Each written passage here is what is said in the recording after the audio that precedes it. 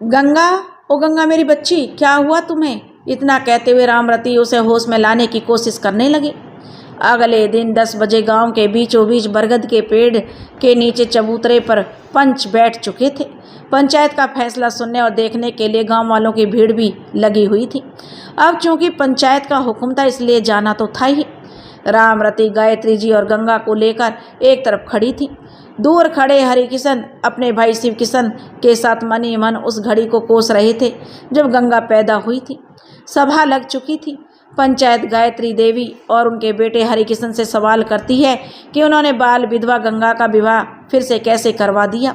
धर्म और समाज की नज़रों में यह महापाप है। बिल्कुल सही बात है। आज आप लोगों ने ऐसा किया है, कल को दूसरे लोग भी ऐसा करेंगे। इस तरह तो यह अनाचार बढ़ता ही जाएगा। पंचायत में बैठे लोगों ने जब यह बात कही तो रामरती के मन में आया कि वह आगे बढ़कर सबके मुंह नोच ले।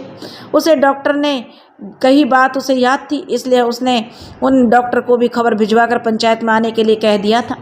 रामरती बड़ी बेसब्री से उस लेडी डॉक्टर का इंतजार कर रही थी।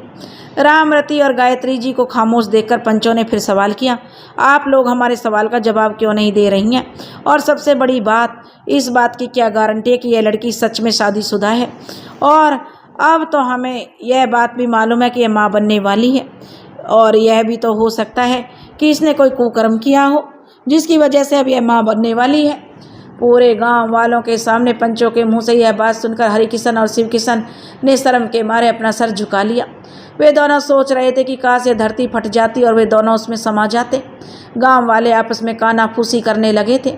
सबकी नजरें गंगा और रामरती पर जमी हुई थी। इधर गुस्से के मारे रामरती की मुट्ठियां कसी जा रही थी और आंखों से अंगारे निकल रहे थे।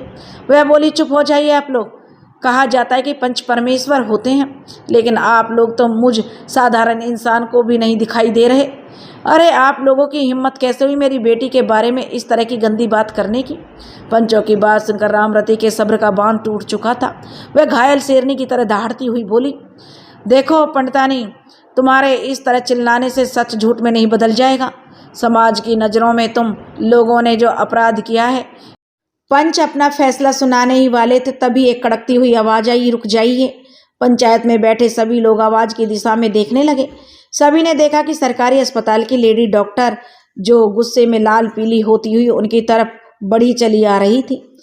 लेडी डॉक्टर कहने लगी, आप लोग ये क्या कह रहे हैं? एक भले घर के लोगों को पूरे समाज के सामने जलील कर रहे हैं आप लोग?